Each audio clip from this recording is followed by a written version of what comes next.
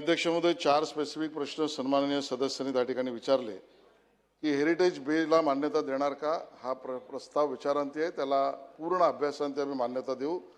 निधी वितरित झाला का, तर त्यातला 4 कोटीची मागणी करून 4 कोटीचा निधी वितरित सुद्धा झालेला आहे। 2 लाखाच्या वर जास्त पर्यटक येतात, त्यांच्या सेवा सुविधांसाठी काय,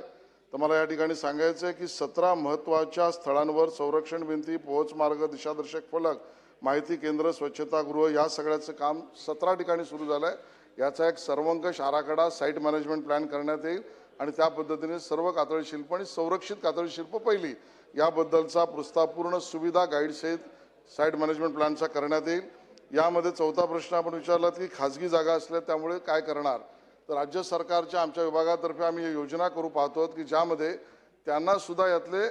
सहभागिता द्यावी,